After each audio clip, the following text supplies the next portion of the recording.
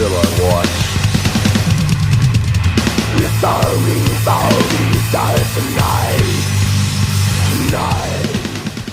Hey everybody, and thanks for joining me in another review. This time we're going to take a look at another McFarlane Mortal Kombat release character, Raiden, the Merciless Guardian. Well, I don't remember him as the Merciless Guardian, I just remember him as Raiden. You really are Raiden. Come with me. God of Thunder and Lightning. We got one guy with things coming out of his hands.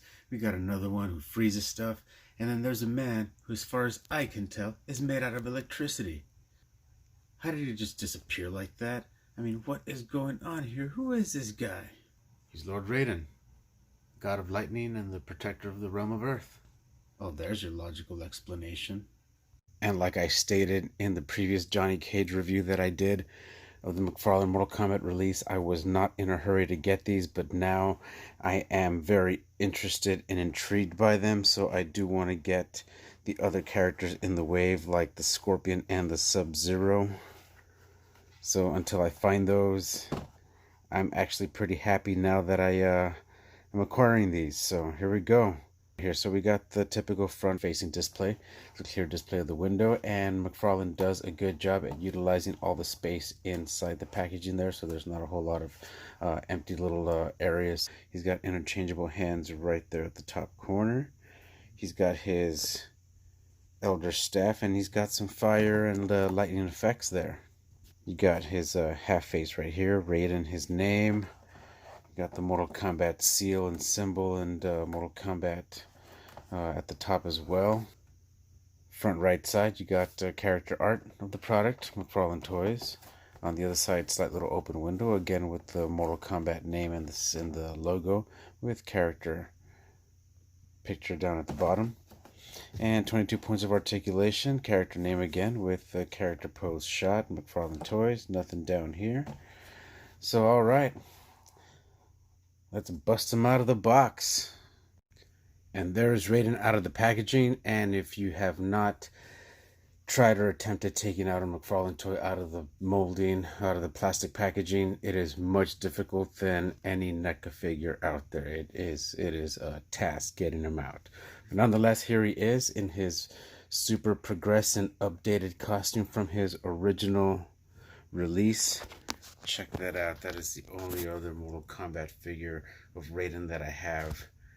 1994, 1995, I believe. Then I got a smoke figure back there. I had a few more, but you know, sold a few off, kept a few. You know how the game goes. So going into this Raiden's costume, it is awesome. I love the green. I love the gold and the blue on his waistband here. He's got a lot going on there. The hat, really neat detail on the hat here. It does not come off. It is part of the head sculpt, and the head sculpt looks pretty perfect. Great mask detail right there. Awesome eyes.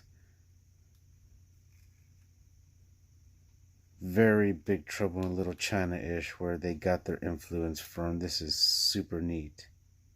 It is cool. And that's one thing, again, that I'll always say McFarlane delivers on his figures is the paint. Now, the paint on this looks incredible. It is solid. It doesn't run.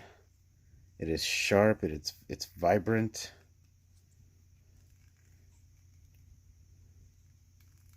Not a whole lot of missing parts or pieces. Everything is distinguished really well. And they did a great job at appropriating the pins. They are their respective color, so they're not mismatched and just one universal pin for the joint areas. So Raiden's points of articulation differ just a little bit from Johnny Cage's. There's a few differences. But let's start off here, of course. The neck, the head, doesn't look too far up without almost seeming like it's gonna pop out of the socket there. He does look down fairly well. side to side, and he does have a little neck tilt. Now it's really cool the way these shoulder pads are placed. They're not over his trapezius or his collarbone here, or at the very top of the shoulder. They rest sort of where it meets the deltoid and the bicep, so you still have the articulation to raise his arms a good amount. They don't get in the way if you want to do the full 360 swivel, so that's super awesome. He's got double jointed elbows, so he does have a good bend that surpasses 90 degrees. Wrist swivel, hinges up and down. There's also a slight deltoid swivel for the arm right at the shoulder pad. Now, Johnny Cage's upper torso had articulation. This is all one piece because of his suit there, but he does have waist articulation and a bit of a bend there. Also, another thing, his split. He can completely split. Whereas this is one of Johnny Cage's, signature moves. So, that kind of sucks. But it's cool. He also kicks out much further, considering he's got this waistband in the way. Okay, we can go off with this upper leg here. But it does kick out pretty high up out there. Again, no thigh articulation, barely even twists. He does have the waist twist. I think I might have mentioned that. He does not have a boot cut. Does have double jointed knees, so you can get some good range there. He's got ankle articulation. It rocks a little bit to the side, and he's got the balls of his feet and the tiptoes that bend up and down to give him some extra balance for his stances. So he did come with a few accessories. Let's check those out. So one of the accessories that he comes with is his bow staff. So that is really cool. The little wood effects McFarlane does an awesome job there with the detail. Really neat detail. He comes with these two tighter closed fisted hands.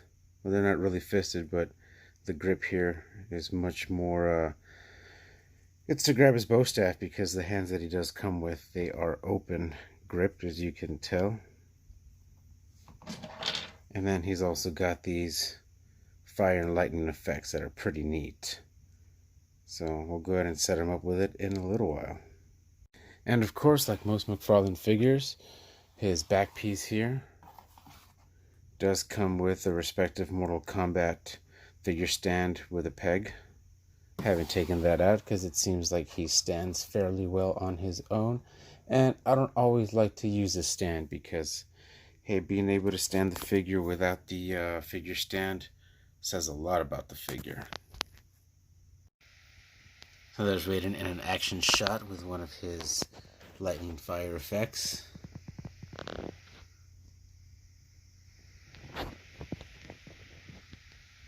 Yeah. Versus the Johnny Cage figure, I'm really liking this one and really looking forward to displaying it like that. Not like this, but open. Now, it was a little tough getting the staff into the grip of his hands after I switched them out. So you do got to pry them open just a little bit. But nonetheless, it works. Pose is great. Awesome balance. Great articulation. Okay, so for a 7-inch line, let's see how tall Raiden stands here. As you can tell by the tip of the hat, he's at 7 3/4, just at the tip of the hat right there. So he is a substantially tall figure. See that right there? Awesome. Here he is scaling right next to Marvel Legends Build-A-Figure Thanos from Infinity War. And this guy's standing right at, as you can see, about 8 1/4. So that's a pretty typical Build-A-Figure piece. And another one of my favorite figures from the McFarlane release of the DC Multiverse, White Knight.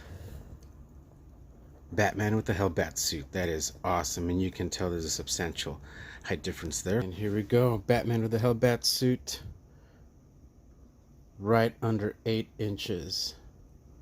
7 and 7/8. So this figure, nonetheless, is about Build-A-Figure standard and quality. And there he is standing next to the White Knight Jack Napier in his Joker head swap. I really like that. I really like that insane look in the GTO outfit.